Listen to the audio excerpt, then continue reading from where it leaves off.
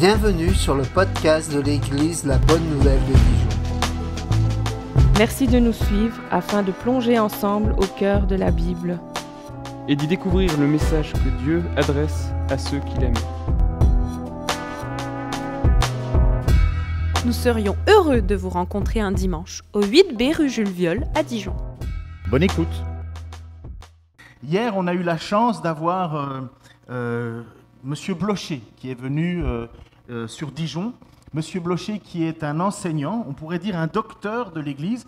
Il a vraiment reçu le don de la part de Dieu d'enseigner les futurs pasteurs. Il était professeur à l'IBN, l'Institut biblique de Nogent.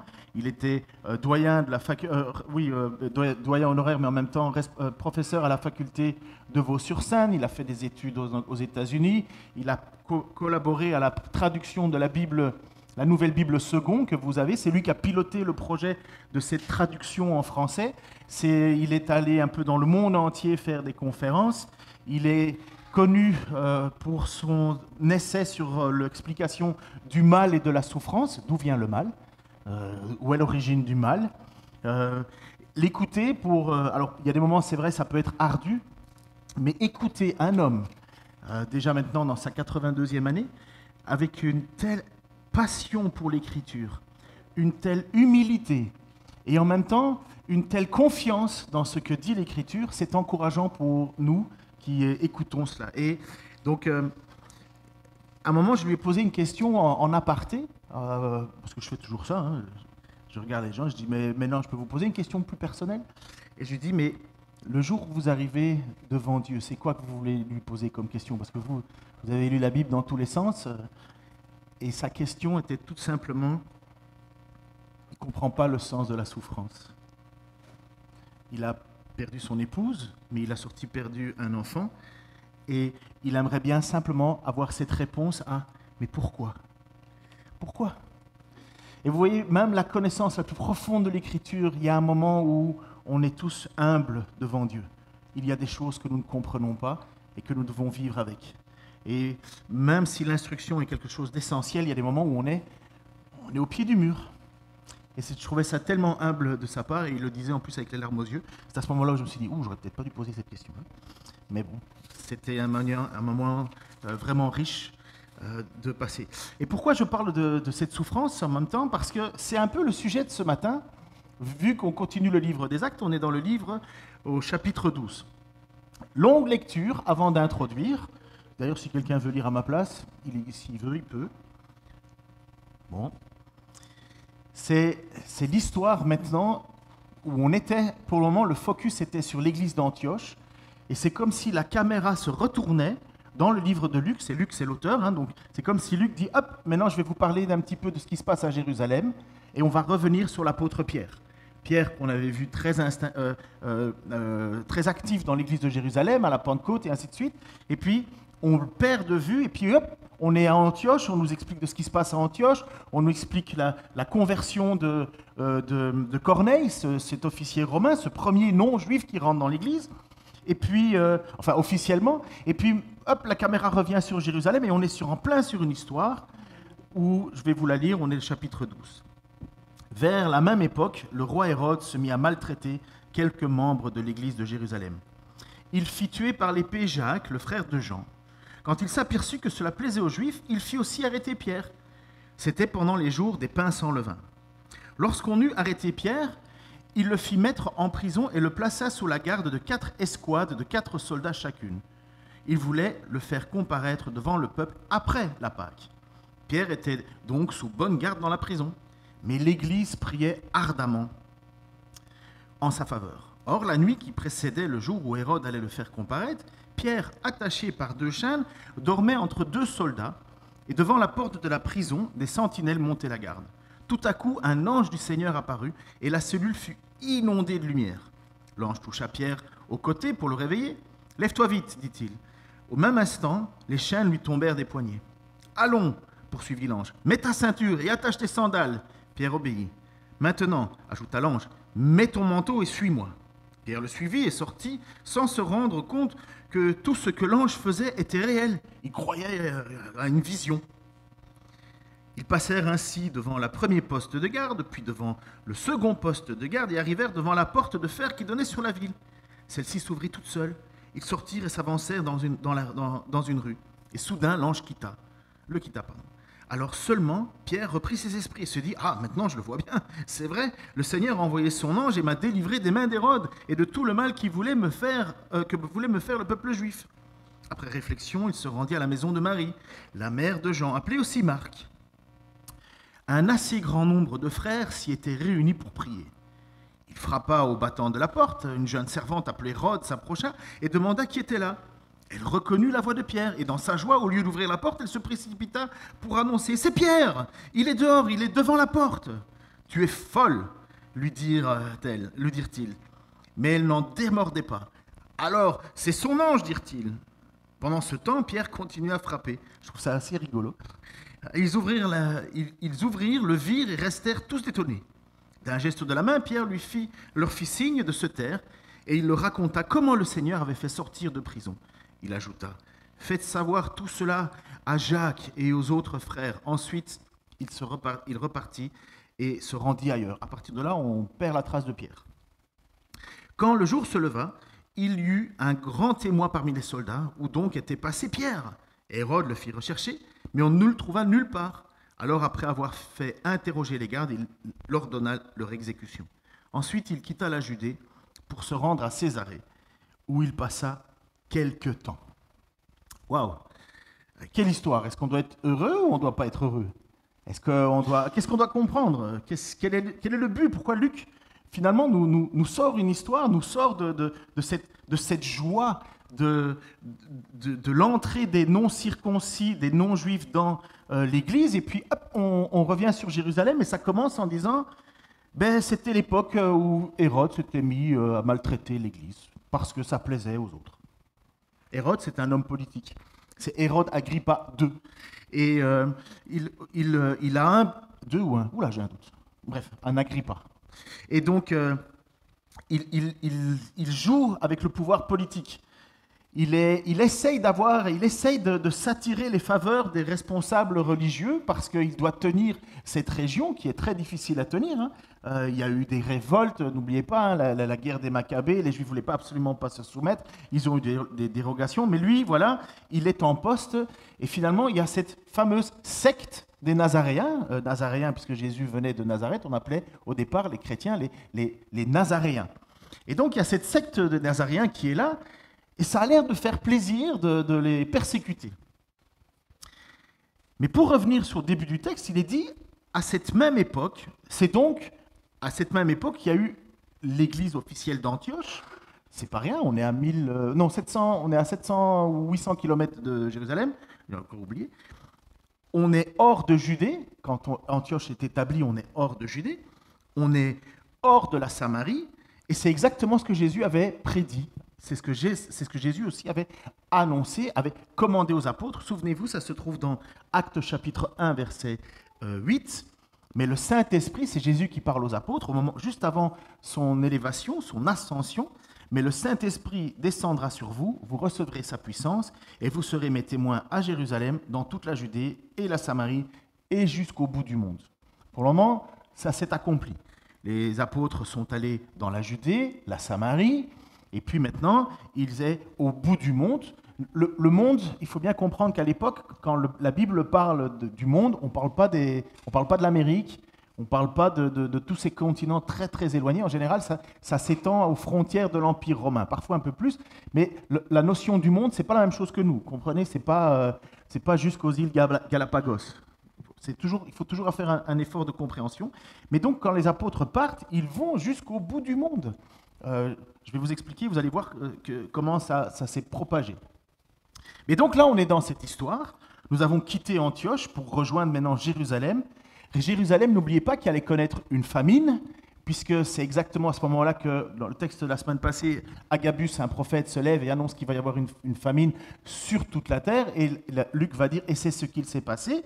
Et donc, toute la terre, c'est de nouveau ces régions-là. Et on sait que Jérusalem va être impactée, parce que la première chose que font l'Église, c'est d'envoyer de l'argent à travers Paul et Barnabas, il s'appelle encore Saul, mais qui va devenir Paul, récoltent de l'argent et ils vont envoyer de l'argent afin que l'église de Jérusalem, les frères et les sœurs là-bas, puissent acheter de la nourriture. Vous savez qu'en temps de famine, les prix augmentent, tout devient super cher. Et l'église, elle ne va pas leur envoyer des camions de blé, elle va leur envoyer de l'argent. Et c'est comme ça qu'il y a le premier voyage missionnaire qui prend Saul, qui va devenir Paul, et Barnabas. Et donc vous comprenez déjà, la situation à Jérusalem, c'est pas cool. Ils ne sont pas en train de siroter leur tequila ou je ne sais pas trop quoi, ou leur jus de je ne sais pas quoi, tranquille sur une terrasse en disant « Génial, Jésus est arrivé, le Messie est là, il est avec nous, on est fort, on est puissant. » Non, ils sont dans la famine. Et maintenant, ils commencent à être persécutés. La persécution, elle avait déjà commencé sous Étienne. Vous vous souvenez, Étienne qui est le premier qui va être persécuté. Et là, Saul de Tarse, qui va devenir Paul plus tard, il est là, il est au pied. On le dit qu'on a déposé les vêtements de ceux qui allaient lapider Étienne, parce que lapider, ça donne chaud. Hein, vous comprenez? Quand tu jettes des cailloux sans arrêt, tu as chaud, donc tu déposes tes vêtements. Tu dis, j'ai besoin voilà, vous comprenez? C'est un peu tyrannique comme situation, mais il nous dit qu'ils déposèrent le vêtement au pied de Saul. Et donc, Étienne s'est fait persécuter, mais Étienne n'est pas un apôtre. Étienne est un diacre, un homme rempli du Saint-Esprit, et qui va faire une longue tirade pour expliquer aux Juifs qu'ils se sont entêtés, enfin aux pharisiens qui se sont entêtés, et qu'ils ne comprennent pas que Dieu est intervenu en envoyant le Messie tant attendu.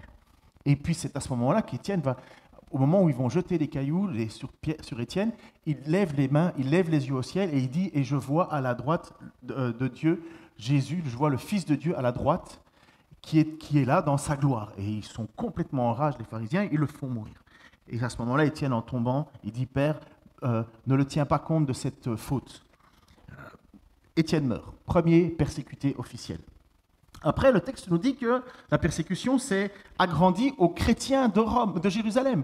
C'est pour ça qu'ils sont partis de Jérusalem. Donc il y a eu déjà un premier mouvement de panique, on va dire, mais qui a permis à l'évangile de se répandre plus loin. À Antioche, ce n'est pas des apôtres, ni des missionnaires ou des évangélistes qui ont annoncé le message, ce sont des juifs chrétiens qui étaient de Chypre et de Cyrène qui sont allés à Antioche. Les apôtres ne sont pas encore allés à Antioche. Et à Antioche, donc dans cette ville, c'est comme si je vous disais, bon, il y en a qui sont déjà partis à Casablanca, mais ce sont seulement des chrétiens qui ont dû fuir la persécution de Dijon. Ils sont partis à Casablanca, et ils ont commencé à croire là-bas, mais l'Église n'avait encore envoyé personne là-bas. Bon, j'essaie de donner une distance. Hein. Et à ce moment-là, quand Jacques va se faire persécuter, c'est le premier apôtre qui va être persécuté. C'est ce que nous dit le texte.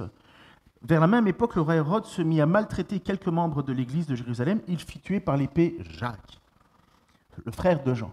Premier apôtre à mourir. Après Judas, mais Judas il s'est pendu. Premier apôtre à mourir. Et quand il dit mourir par l'épée, c'est décapité. Tout ce texte, il est pas joyeux. Mais en même temps, ça va nous apprendre quelque chose. J'aimerais vous amener avec moi dans une compréhension plus profonde de ce que c'est que la prière. Et merci pour l'introduction ce matin, c'était vraiment parfait. La persécution a commencé, et il nous est dit, Jacques fut tué par l'épée, décapité. Est-ce que c'est le seul à mourir comme cela? Non. Alors on n'a pas de texte vraiment biblique, on est le seul dont on voit la mort, c'est ici, c'est Jacques. Et à part Judas, mais sinon, dans la Bible, ne parle jamais de la mort des apôtres. On a les textes dits apocryphes, on a des livres historiques, les pères de l'Église parlent, mais je vais vous donner un petit peu le CV des apôtres. Comment est-ce qu'ils sont morts, finalement, tous les autres? Puisque là, pour le moment, on a Étienne qui est mort, Jacques qui est mort, on a Judas qui est mort, et les autres, qu'est-ce qu'ils ont fait? Est-ce qu'ils ont eu la belle vie ou pas? Alors, on a Pierre. Désolé, on a eu un problème d'écran, c'est écrit petit, mais je vais vous le dire. L'apôtre Pierre, ça reste possible de modification, mais selon l'histoire, on pense qu'il est mort à crucifier la tête en bas à Rome. Il a demandé d'être crucifié en bas parce qu'il considérait qu'il n'était pas digne. Il n'était pas digne de. J'ai grossi. Il n'était pas digne de mourir de la même manière que son Seigneur. André, aussi un des apôtres, en même temps ça vous refait la liste des apôtres, lui a été crucifié en Grèce, à pas de trace. En X, ce qui est devenu le nom de la croix de Saint-André, c'est une croix en X où on faisait mourir les gens. Jean est le seul apôtre qui meurt d'une mort naturelle. Il a été pourtant exilé sur l'île de Patmos. C'est l'apôtre Jean qui a écrit le livre de la Révélation, le livre de l'Apocalypse, et il l'a écrit sur l'île de Patmos.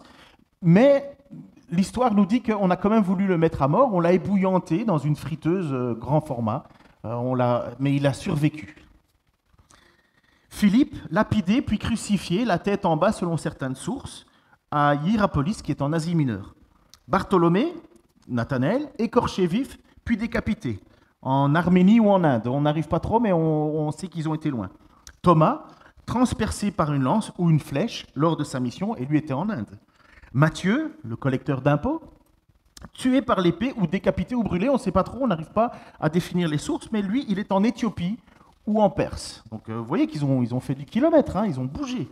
Ils ont accompli ce que Jésus a dit, vous serez mes témoins jusqu'au bout de la terre, jusqu'aux extrémités du monde. Jacques, fils d'Alphée, jeté du haut du temple de Jérusalem, puis battu à mort. Simon, le zélote, scié en deux ou crucifié, on n'est pas trop sûr, en Perse ou en Égypte. Jude, appelé Thaddée, tué par des flèches ou décapité à la hache, là encore aussi, en Perse ou en Mésopotamie. Et puis Matthias, le remplaçant de Judas, vous savez, celui qui avait été tiré au sort, lapidé puis décapité ou crucifié en Éthiopie. Ou en Judée, on ne sait pas, mais voilà ce qu'on a récolté. Alors, est-ce que c'était une bonne situation, finalement, d'être apôtre? Vous comprenez? Pourquoi insister là-dessus? Pourquoi est-ce que j'insiste sur ce côté, finalement, un peu dur de la situation? Parce que c'est exactement ce que fait Luc. Lorsqu'il nous parle de son récit, tu peux me remettre la première image, si tu veux bien, Sam? Il nous dit que c'était au temps d'Hérode. À la même époque, se mit à maltraiter quelques-uns des membres de l'église de Jérusalem. Il fit tuer Jacques par l'épée, et quand il s'aperçut que ça plaisait aux Juifs, il fit arrêter Pierre. C'était pendant les jours des pains sans levain, c'est toute une semaine de fête de la Pâque, enfin bref. Et donc c'est un moment particulier. Puis ma question qui va toute seule, automatique, je suis là et je me dis, mais pourquoi Pierre n'est pas mort? Pourquoi Pierre n'est pas mort? Ou, encore plus, avec plus d'optimisme, mais pourquoi Dieu n'a pas protégé Jacques?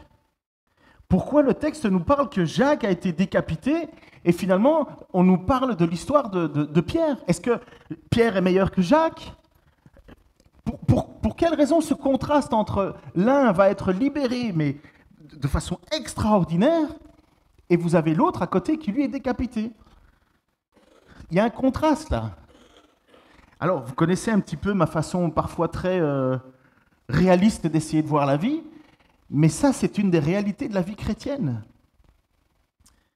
On aime l'histoire de Pierre sauvé avec un ange et on occulte l'histoire de Jacques. Ça ne nous intéresse pas. On ne veut pas savoir.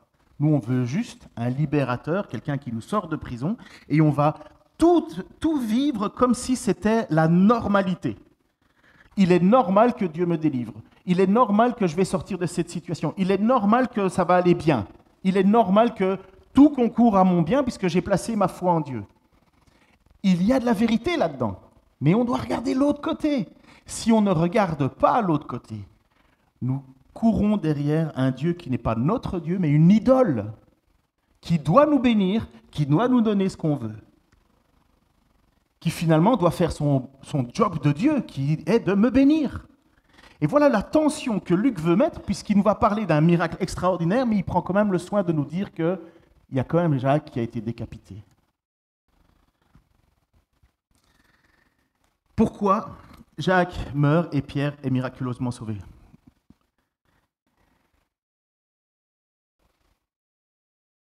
Nous pouvons et nous devons avoir cette foi que Dieu peut sauver. Nous devons croire que la puissance de Dieu n'est pas limitée. C'est un fait. Nous ne pouvons pas diminuer la puissance de Dieu. Nous ne pouvons pas dire non, ça c'est impossible à Dieu. Il n'y a rien d'impossible à Dieu. On ne peut pas rire de Dieu s'il nous fait une promesse qui nous semble folle, comme ça fut le cas pour Rebecca lorsqu'on... C'est Rebecca? Oh, il me manque. La femme d'Abraham, c'est Sarah? Sarah, pardon, merci. Sarah, qui a rigolé parce qu'elle ne croyait pas. Elle dit, mais j'ai 80 ans, je ne peux pas être au monde un enfant. J'aurais rigolé moi aussi. Hein. Mais vous comprenez? Et c'est là où la réponse de l'ange, il dit, mais qu'est-ce qui est impossible à Dieu, au fait? Donc on doit avoir cette attitude de foi, et de foi d'enfant presque. Mais d'un autre côté, on doit avoir la sagesse, la maturité d'accepter la volonté de Dieu et pas la nôtre. Et c'est là où je veux vous amener ce matin à travers ce texte qui pour moi l'illustre parfaitement. Jésus a dit cela. Jésus nous enseigne c'est quoi la véritable prière. Qu'est-ce que Jésus peut prier mais ne pas recevoir de Dieu? Qu'est-ce que Jésus peut prier et ne pas recevoir de Dieu? Quelque chose qui ne va pas selon la volonté de Dieu. Tout simplement. C'est pourquoi dans le jardin de Gethsémani, dans le jardin du mont des Oliviers, où Jésus se trouve juste en face de Jérusalem, où il sait qu'il va être crucifié, il est là, il est en train de prier intensément, vraiment intensément. Le mot est ekténéa, avec tension, sans penser à autre chose. On nous dit même que Jésus a tellement prié profondément que des gouttes de sang sont sorties de lui, parce qu'il y avait en lui, en même temps, de l'angoisse. C'est ce que nous dit le Luc, chapitre 22, 41-44. Puis il se retira à la distance d'un jet de pierre, on parle de Jésus, se mit à genoux et pria ainsi. « Ô Père, si tu le veux, écarte de moi cette coupe. » Toutefois, et ce n'est pas sans raison que c'est écrit, que ta volonté soit faite et non la mienne. Que ta volonté soit faite et non la mienne.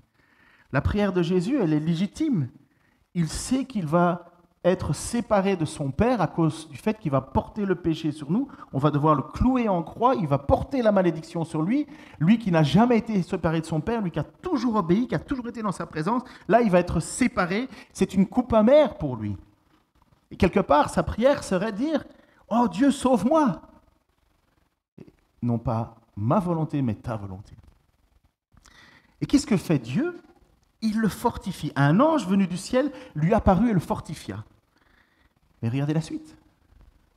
L'angoisse le saisit, sa prière se fit de plus en plus pressante, sa sueur devint comme des gouttes de sang qui tombaient à terre. Vous voyez la tension qu'il y a dans notre Seigneur, qui sait que Dieu peut le sortir d'une situation, mais se retrouve quand même à dire non pas ma volonté, mais ta volonté. Dieu vient soutenir Jésus, mais ça le pousse quand même dans une prière plus intense, car il est encore plus angoissé. Et le mot de l'intensité de la prière de Jésus, donc ekténéa, donc avec tension, sans penser à autre chose, est exactement le même mot qui est utilisé pour l'Église qui est en train de prier pour la libération de Pierre. C'est le même mot. Ça veut dire que l'Église, comme Jésus, prie avec la même intensité. Bon, Jésus est plus que parfait, pas l'Église, mais l'Église prie donc avec cette force, cette ardeur. Pourquoi est-ce qu'ils le font? Mais parce que Pierre, leur apôtre, qui n'est pas, c'est pas n'importe qui, c'est quand même celui qui a été appelé à annoncer le message de la Pentecôte avec lequel l'Esprit est descendu sur 3000 personnes qui se sont converties directement, puis après encore d'autres.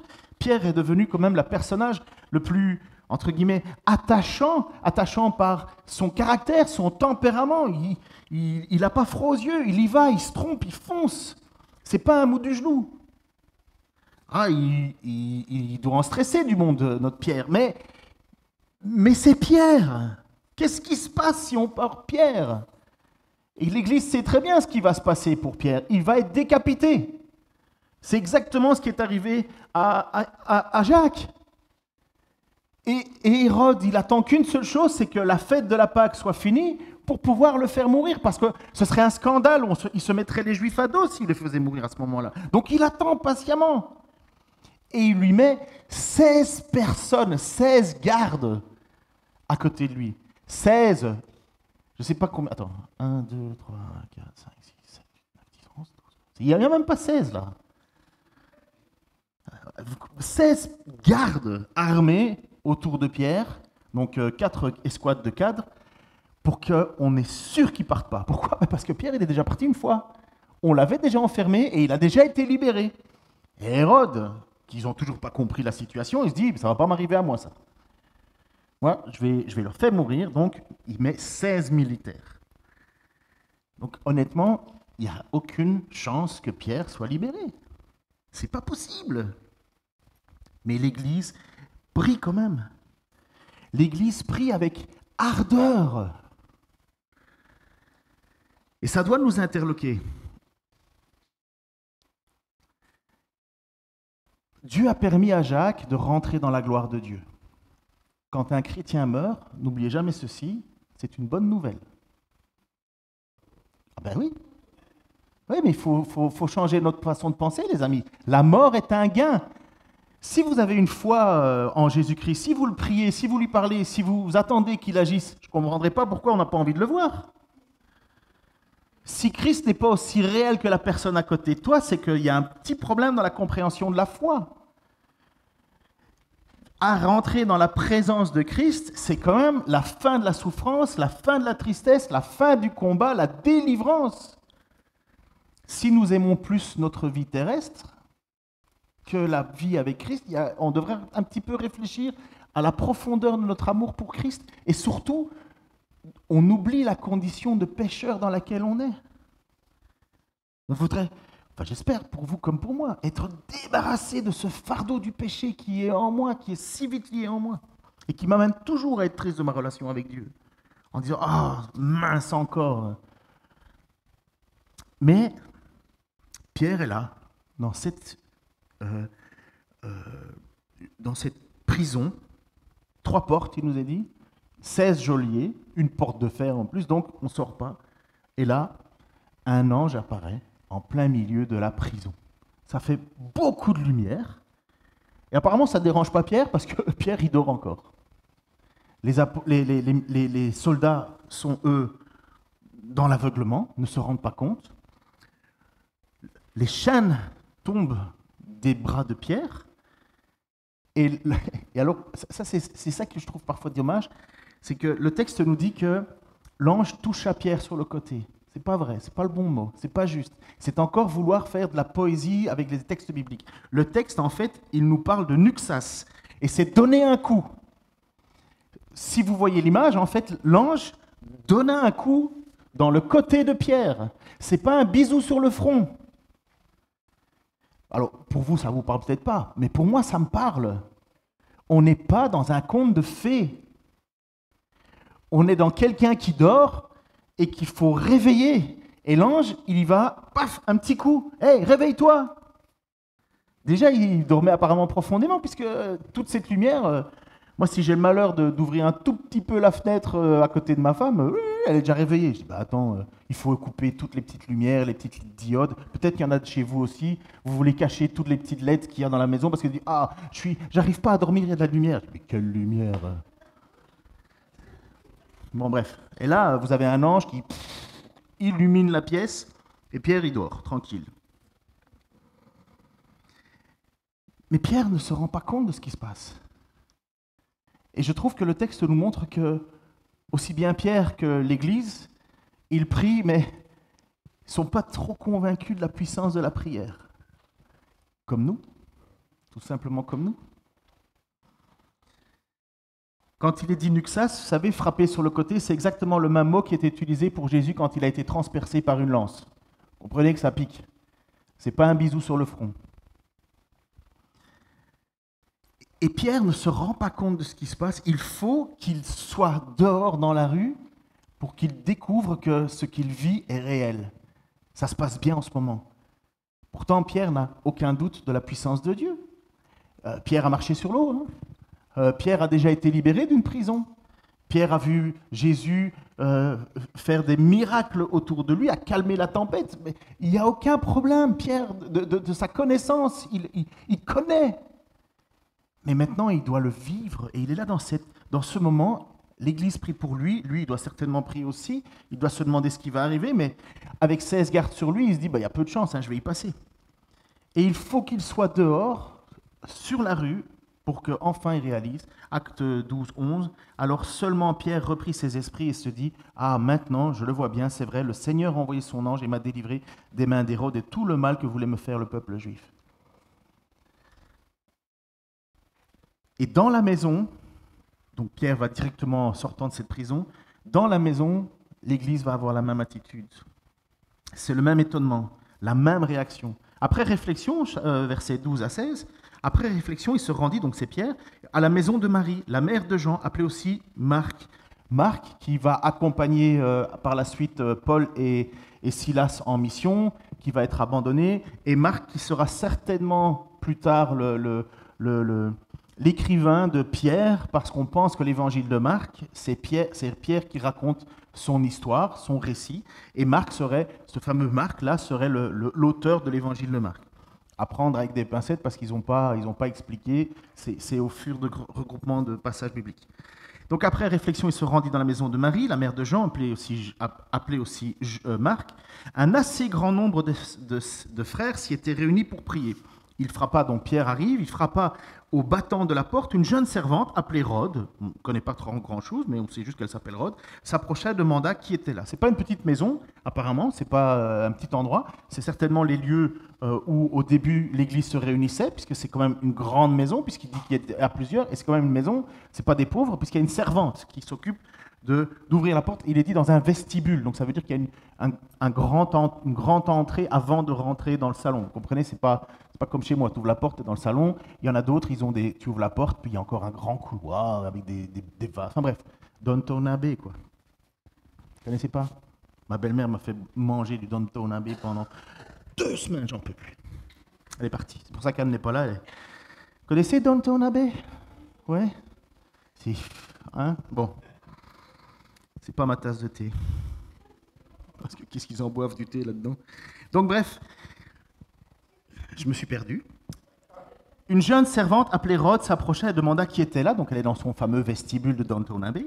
Elle reconnut la voix de Pierre et dans sa joie, au lieu d'ouvrir, elle se précipita pour annoncer.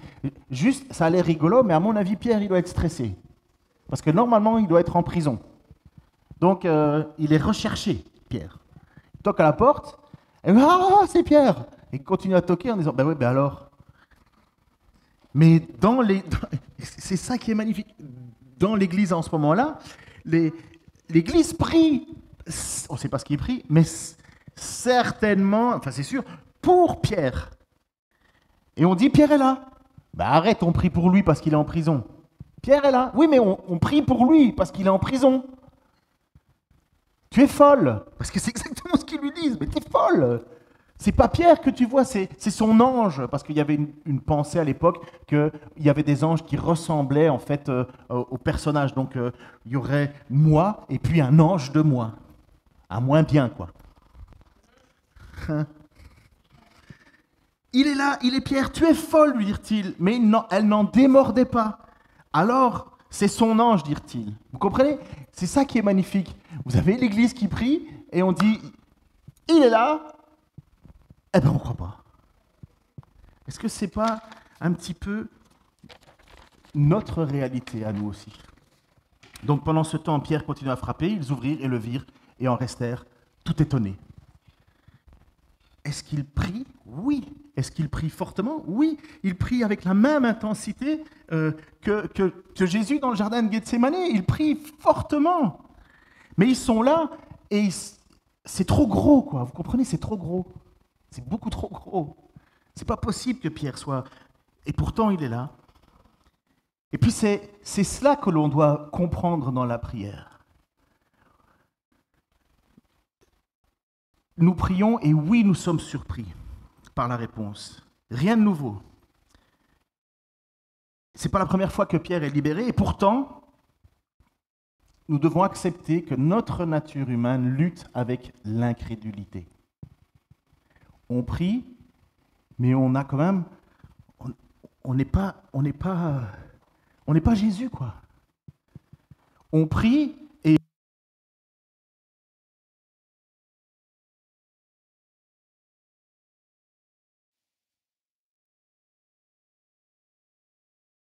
Bah là, il n'y a pas de pile non plus. On n'a plus de piles nulle part. Est-ce qu'il y a encore des batteries de piles de crayon? Bon, on va essayer de se débrouiller avec ce qu'on a. Ça va couper. Après, je prendrai un micro-champ.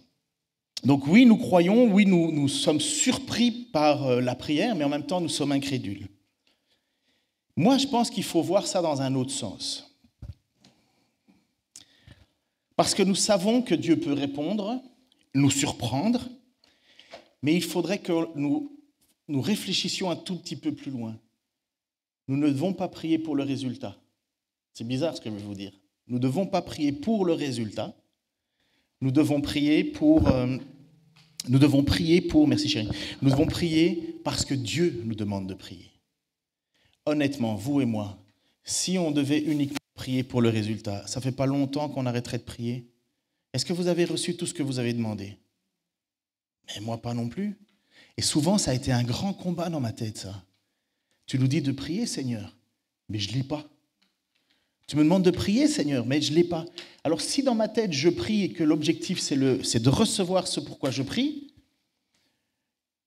c'est une posture, c'est uniquement, Seigneur, tu dois accomplir ma volonté, je pense que la prière nous perturbe, elle nous décourage. Et je pense que nous ne devons pas prier avec l'idée de « je prie parce que je veux recevoir quelque chose ». C'est allumé? Tu l'as allumé aussi? Ouais. Donc, ça marche. Donc, je ne pense pas qu'il faut prier dans le but de dire à Dieu « c'est ce que je veux ». Mais nous devons prier, j'espère que je ne vous perds pas dans mon explication, mais nous devons prier parce que Dieu nous demande de prier. Peu importe la réponse, comme Jésus. Et il y a des moments de joie, comme ça, ce moment-là se passe dans ce texte.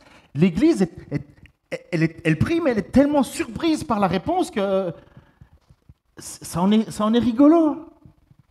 Mais c'est la réalité pour nous. Mais est-ce que l'Église devait ne pas prier s'il fallait qu'elle prie? Et nous devons prier. Nous devons prier constamment, non pas parce que nous voulons cela.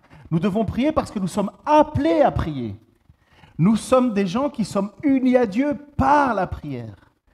C'est le lien que tu as le plus solide avec Dieu. Pourquoi est-ce que ce lien existe? Parce que c'est Dieu qui a mis son Saint-Esprit en toi. Et quand tu pries pour être en relation avec Dieu. Et c'est toute la différence d'un Dieu pour lequel je me soumets plutôt que d'un Dieu où je vais dire il va me donner tout ce que je veux. Mais c'est faux. C'est faux. Jacques est mort. Les apôtres sont morts.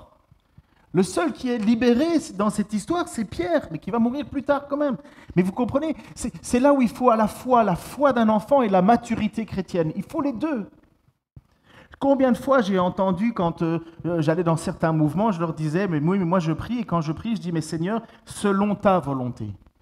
Et alors on me répondait, ouais, mais tu manques de foi quand même. Non, il faut prier avec insistance, il faut dire, je déclare, il faut faire ceci, il faut que tu jeûnes, il faut que tu t'humilies, et là tu recevras. Jusqu'au jour où toute cette communauté avait prié avec insistance pour une dame parce qu'elle avait le cancer, son enfant est mort, enfin cette dame est morte, et toute l'église ne savait plus. Je me souviens, un des responsables qui est venu me voir en me disant, mais je ne sais pas quoi dire, on a jeûné, on a fait des prières, des instants, et elle est quand même morte. Qu'est-ce que je vais dire maintenant à l'église? Parce qu'eux, ils priaient avec dire, c'est certain, ça va arriver, regardez, il suffit que, on n'a qu'à... Elle est morte. Alors que tu réponds quoi à ces gens-là? Et vous savez ce qu'ils font dans ces moments-là, malheureusement? Il devait y avoir au milieu de nous des pécheurs. Dieu n'a pas écouté notre prière. Ou peut-être que la dame avait un trop gros péché. Ça, c'est le jeu du diable. La prière mature est celle qui prie parce que Dieu demande de prier et dit « ta volonté, Seigneur ». Dieu a accompli sa volonté ici avec Pierre, mais il ne l'a pas fait pour Jacques. Parce que Dieu a un plan, parce que Dieu est le maître de l'histoire et parce que la mort n'est pas une faute, n'est pas une perte pour un chrétien. N'oubliez jamais ça. Et Jésus va nous enseigner qu'il faut prier constamment. Donc, je ne veux pas vous décourager de prier. Il faut obéir à cette prière. Pour montrer qu'il est nécessaire de prier constamment, sans jamais se décourager, Jésus raconta à ses disciples la parabole, donc une petite histoire. Une parabole, c'est une histoire. Ce n'est pas une histoire qu'il a vécue, qu'il a vue, je vais vous raconter ce que j'ai vu, c'est Jésus qui invente une histoire pour qu'on puisse mettre tout ça dans notre tête pour mieux saisir, afin que certains saisissent et d'autres pas d'ailleurs. Il y avait dans une ville un juge qui ne révérait pas Dieu et n'avait d'égard pour personne. Il y avait aussi dans cette même ville une veuve qui venait constamment le trouver pour lui dire « Défends mon droit contre mon adversaire ». Pendant longtemps, je ne sais pas combien de temps, ce n'est pas le lendemain, pendant longtemps, il refusa. Mais il finit par se dire « J'ai beau ne pas révérer Dieu et ne pas me préoccuper des hommes, cette veuve m'ennuie, je vais donc lui donner gain de cause pour qu'elle ne vienne plus sans cesse me casser la tête. » Le Seigneur ajouta, donc Jésus dit ceci, « Notez bien comment ce mauvais juge a réagi. Alors pouvez-vous supposer que Dieu ne défendra pas le droit de ceux qu'il a choisis et qui crient à lui jour et nuit et qu'il ne tardera pas à leur venir en aide ? Moi, je vous dis qu'il défendra le droit promptement, seulement lorsque le Fils de l'homme viendra, trouvera-t-il encore la foi sur la terre. » On a pris ce texte pour faire des reproches à l'Église. On a pris ce texte en disant, mais finalement, si tu n'as pas ce que tu pries, c'est que tu n'as pas de foi. Et finalement, on a écrasé les chrétiens, les frères et les sœurs, qui se sentaient toujours minables, pas assez ci, pas assez là. Et finalement, on tombe dans le piège de croire que c'est par nos œuvres que nous sommes bénis. Insidieusement, on s'imagine que nous avons le pouvoir sur Dieu de changer la volonté de Dieu. Et pourtant, nous sommes quand même appelés à prier. C'est pour ça que je vous dis, nous ne devons pas prier pour le résultat, nous devons prier parce que Dieu nous dit de prier. Et nous devons accepter ce que Jésus nous dit et ce que Jésus nous enseigne dans la prière, que ta volonté s'accomplisse sur la terre comme au ciel. Lorsque Dieu répond à la prière, il faut lui rendre gloire. Il faut le remercier. Bien souvent, on a un petit peu tendance à oublier que les bénédictions aient manqué un petit peu de reconnaissance, mais nous devons le remercier. Et lorsque nous n'avons pas la réponse à la prière, nous devons dire « Seigneur, ta volonté ». Nous ne prions pas pour le résultat, nous prions parce que Dieu nous appelle à prier. Dans l'Épître aux Hébreux, j'ai bientôt fini, ouais. Dans l'Épître aux Hébreux, au chapitre 11, c'est tellement bien illustré. C'est tellement bien illustré. Si vous regardez l'Épître aux Hébreux, au chapitre 11, il va nous parler des héros de la foi, des gens qui ont accompli des choses extraordinaires. Et pourtant, ce n'étaient pas forcément des bonnes personnes, parce que les juges, bonsoir. Et il va terminer ceci, et je trouve que c'est tellement encourageant pour nous, les frères et les sœurs. Que dirais-je encore ? Le temps me manquerait. Donc c'est chapitre 11, verset 32-40. Le temps me manquerait si je vous parlais en détail de Gédéon, de Barak, de Samson, de Jephthé, de David, de Samuel et des prophètes. Grâce à la foi, ils ont conquis des royaumes, exercé la justice, obtenu la réalisation des promesses, fermé la gueule au lion. Là, tout le monde dit « Ok, yeah, c'est le Dieu que j'aime, c'est le Dieu en qui j'ai placé ma foi. » Ils ont éteint des feux violents, échappé aux tranchants de l'épée. Ils ont été remplis de force alors qu'ils étaient faibles. Ils se sont montrés vaillants dans la bataille. Ils ont mis en fuite des armées ennemies. Des femmes ont vu leur mort ressusciter pour leur être rendue. D'autres, en revanche, ont été torturées. Ils ont refusé d'être délivrés afin d'obtenir ce qui est meilleur, la résurrection. D'autres encore ont enduré les moqueries, le fouet, ainsi que les chaînes et la prison. Certains ont été tués à coups de pierre, d'autres ont été torturés, sciés en deux ou mis à mort par l'épée. D'autres ont mené une vie errante, vêtus de peau de mouton ou de chèvre, dénués de tout, persécutés, maltraités. Eux dont le monde n'était pas digne, ils ont erré dans les déserts et sur les montagnes, vivant dans les cavernes et dans les antres de la terre. Dieu a approuvé tous ces gens à cause de leur foi. Vous entendez là ? Dieu a approuvé tous ces gens à cause de leur foi. Et pourtant, aucun d'eux n'a reçu ce qui leur avait été promis. Ça, c'est ça qui nous embête. Dieu les a approuvés et pourtant ils n'ont pas reçu. Ouais, mais alors quoi ? C'est quoi le jeu ? C'est quoi l'idée ? Où est l'intérêt ? Où est le but ? Si Dieu ne me donne pas ce qu'il me promet, finalement, ben alors je vais aller essayer un autre Dieu.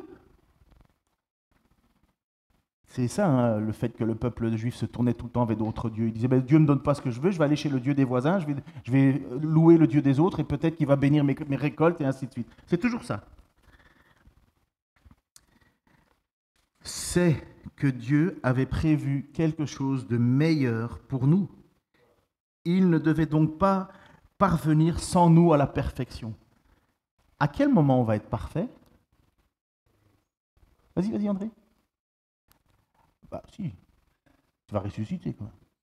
À la résurrection, on va être parfait. On va être parfait. Et donc, qu'est-ce qu'il dit? Il ne devait pas parvenir sans nous à la perfection. Je vous invite à ne pas vous décourager, justement, quand vous priez, à continuer de prier dans la soumission à la volonté de Dieu. Parce que, oui, il y a bien quelque chose qui nous est promis. Étienne l'a vu de ses yeux au moment où il se faisait lapider.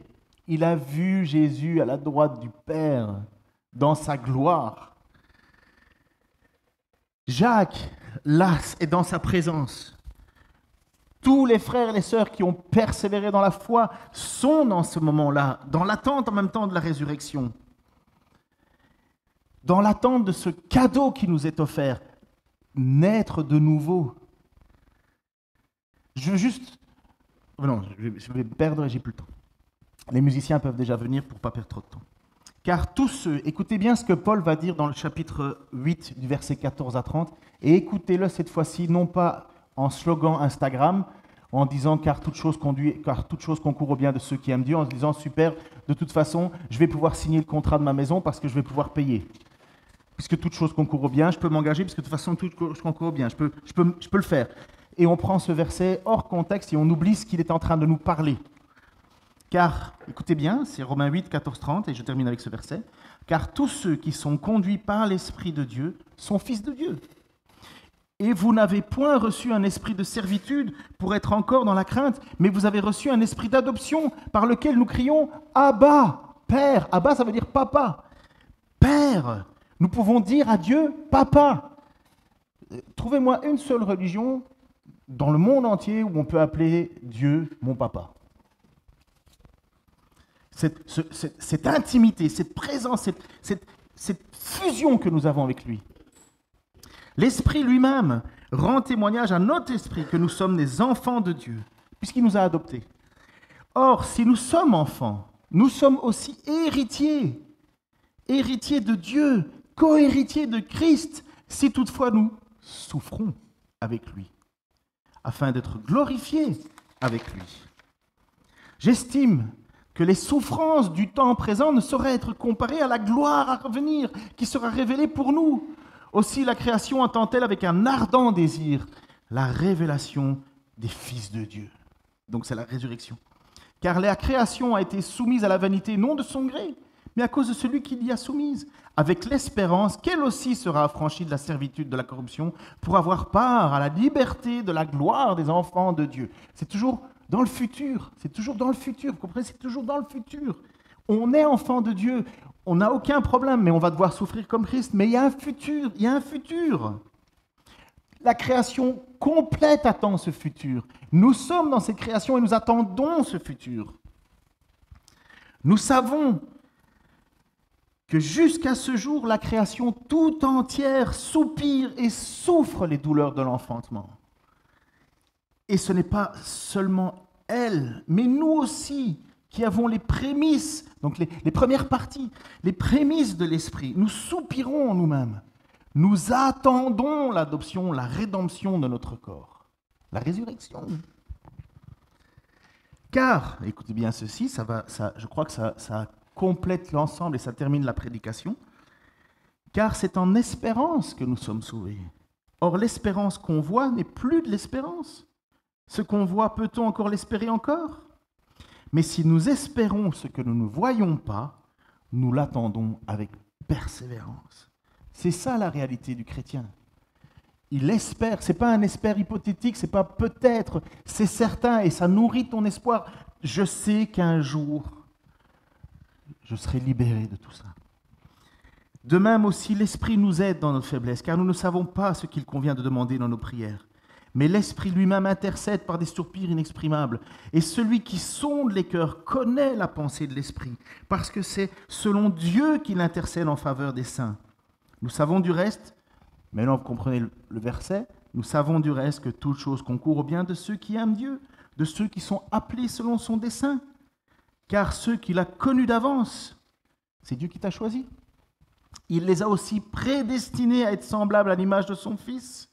C'est la réalité de nos vies. On essaye de ressembler à Christ, de changer notre mentalité pour le ressembler, afin que son Fils soit le premier-né de plusieurs frères. Premier-né, ça veut dire que sa résurrection est le début et la preuve de notre résurrection future.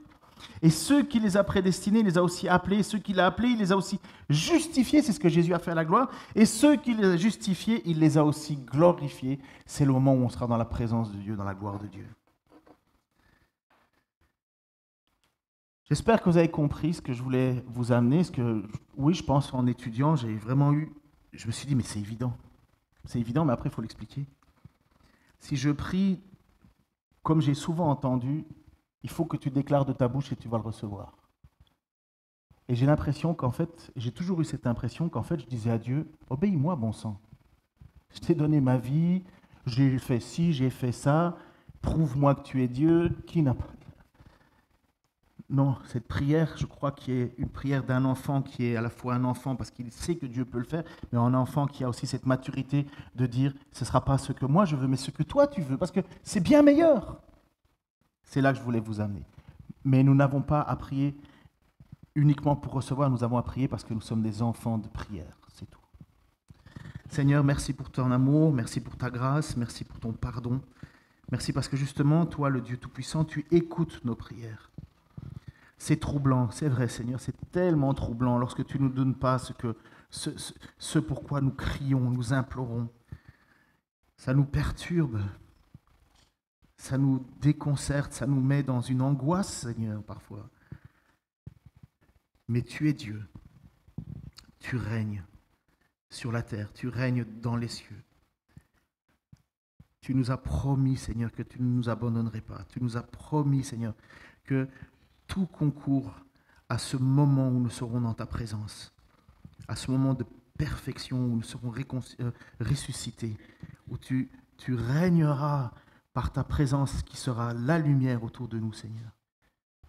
D'ici là, je te demande, Père, que tu nous aides à persévérer, que tu nous permettes aussi, comme dans cette église, Seigneur, des premiers temps, à avoir ces moments de joie, de voir des réponses, des prières exaucées, Seigneur. Ça nous fait tellement du bien, mais en même temps d'accepter, Seigneur, que tu diriges selon ta volonté. Bénis-nous encore ce matin et pour toute la semaine que nous puissions être des lumières là où tu nous enverras, Seigneur. Amen.